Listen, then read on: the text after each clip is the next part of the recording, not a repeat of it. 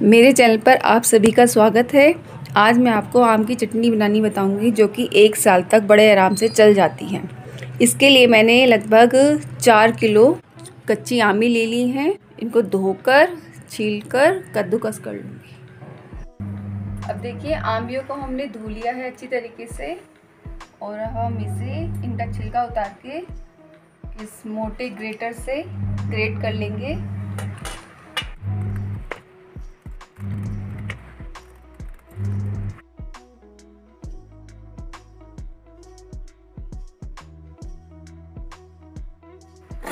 अब इसी तरीके से हम सारी आमियों को छिलका उतार के ग्रेट कर लेंगे। अब देखिए, हमने आमियों को कद्दूकस कर लिया है।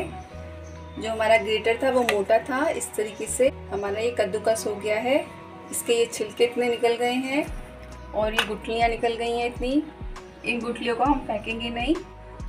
इन गुठलियों से हमारा पना बन जाएगा आम का, क्योंकि इसमें अभी थोड़ा सा पल्प होता है, तो इसलिए आम का पना इसमें से हम बनाते हैं। अब देखिए, हमारी लगभग 3 किलो आम भी थी, तो उसमें से गुठलियाँ छिलके निकाल कर ये लगभग हमारा ये जो पल्प आया है इसका जो हमने ग्रेट किया है वो लगभग 2 किलो होगा।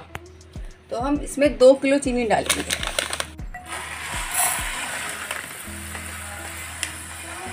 तो हम इसे एक बाउल ले लेंगे, उससे हम डालेंगे जितना हमारा पल्प है उतनी हमें चीनी डालेंगे।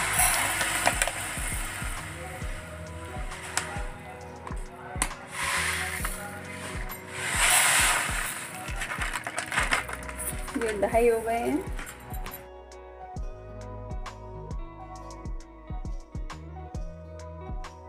साढ़े 3 हो गए हैं। और जितना हमारा पल्प था उतनी हमने चीनी डाली है। ये हमारा थोड़ा सा अंदाज़ा हमें करना पड़ेगा, या फिर आप मेज़र करके डाल दीजिएगा। जो हमारा पल्प है आमली का उसको आप मेज़र कर लीजिए और उसी हिसाब से चीनी हमें डालनी है। अगर चीनी हमारी कम रहेगी तो जो चटनी है वो 1 साल तक नहीं रुकेगी। 1 साल तक रोकना है तो हमारा मेज़रमेंट बिल्कुल सही होना चाहिए। देखिए, हम इसको अच्छे से मिक्स कर लेंगे चीनी के अंदर और इसको कम से कम हम आधा 1 घंटे के लिए रख देंगे ऐसी। अभी हमें गैस पे नहीं रखना है। आधा 1 घंटे के बाद हम इसको थोड़ा सा, जब ये पानी छोड़ देगा तो हम इसे गैस पे रख देंगे।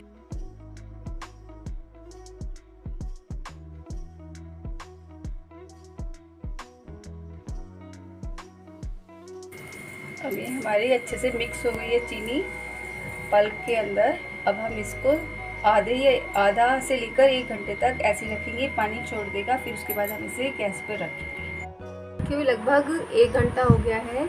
1 घंटे में जो चीनी है और आमियाँ हैं उन्होंने पानी छोड़ दिया है। अब हम इसे गैस पे रखेंगे। अब देखिए, हमने कढ़ाई रख दी है। कढ़ाई को हमने हल्का सा गर्म कर लिया है, जो इसका पानी है वो ताकि ख़त्म हो जाए।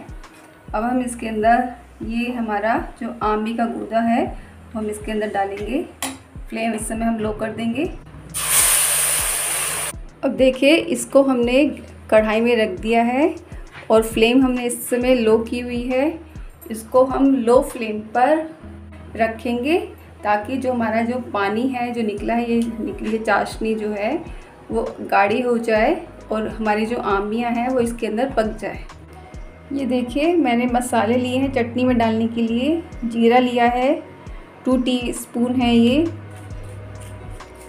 और मैंने कुछ दाने काली मिर्च के लिए साबुत, और मेथी दाना लिया है थोड़ा सा, थोड़ी बड़ी इलायची ली है और नमक लिया है, और ये मैंने साबुत लाल मिर्च ली है। अब मैं इनको थोड़ा सा हल्का भून लूँगी और मैं इसके अंदर चटनी के अंदर डालूँगी। अब देखिए, चटनी को रखे हुए लगभग 1 घंटा हो गया है और हमने इसे बीच बीच में इसे इस तरीके से हिला लिया था। तो अभी हमारे इसमें बहुत सारा पानी है।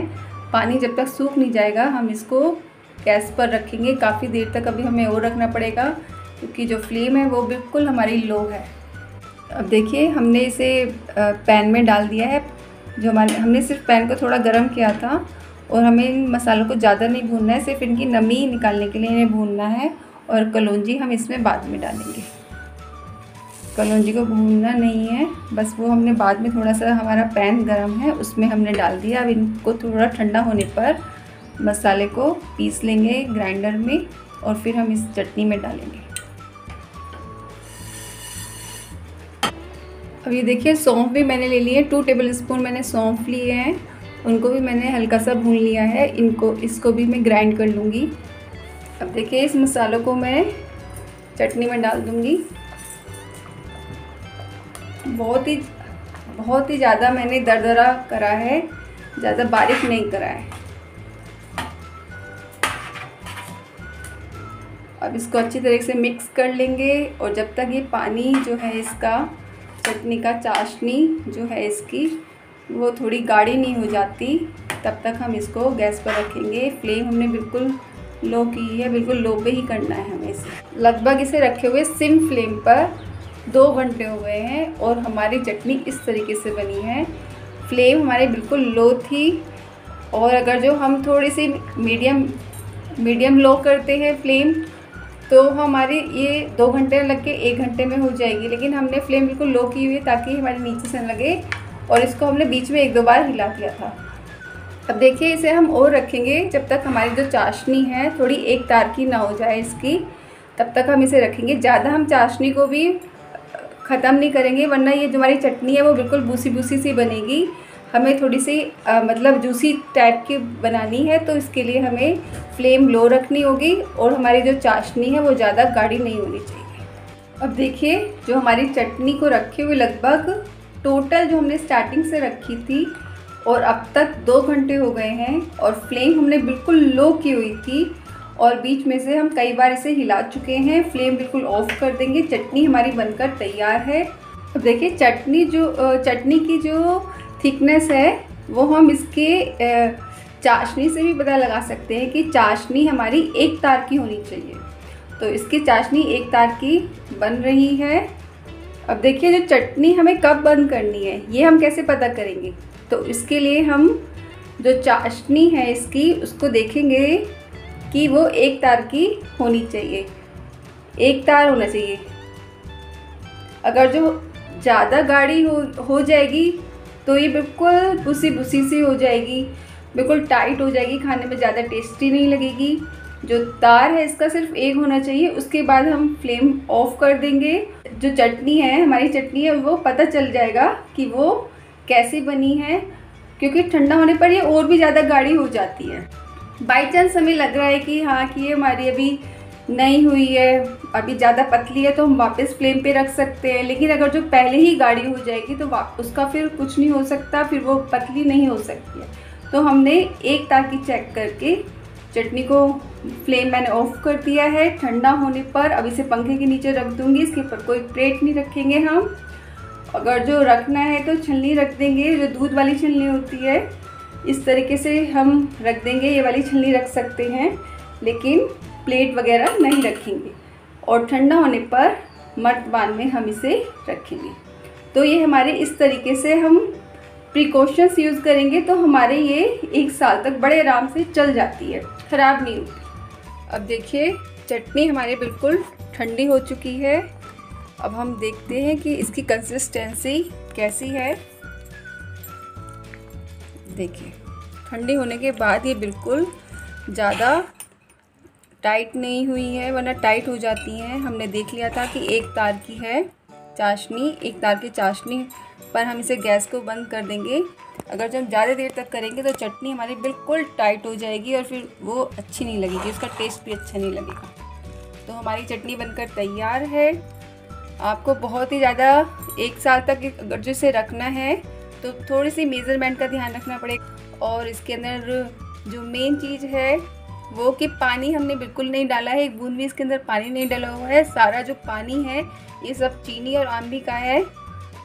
और इस तरीके से आपकी चटनी 1 साल तक बड़े आराम से रुक सकती है, बल्कि ज़्यादा भी रुक सकती है। आप ब्रेड के साथ, रोटी के साथ, चावल किसी के साथ भी खा सकते हैं, पराठे के साथ बहुत ही अच्छी लगती है और बहुत ही ज़्यादा पौष्टिक भी होती है, टेस्टी भी होती है। अगर जो आपको रेसिपी अच्छी लगी हो तो चैनल को लाइक कीजिएगा, सब्सक्राइब कीजिएगा और शेयर कीजिएगा। अब इस चटनी को हम किसी कांच के मर्तबान में डाल लेंगे। जो मर्तबान है हमारा बिल्कुल सूखा हुआ होना चाहिए धूप में, और बहुत ही मतलब गीला नहीं होना चाहिए। अब इसके अंदर हम डाल लेंगे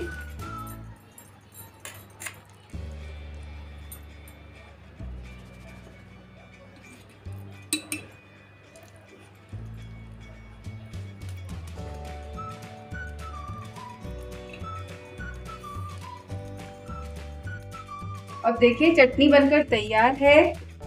हमने इसे कांच के जार में रख लिया है और ये हमारी 1 साल तक बड़े आराम से चल जाएगी। रेसिपी अच्छी लगी हो तो चैनल को लाइक कीजिएगा, सब्सक्राइब कीजिएगा और शेयर कीजिएगा। Thank you very much.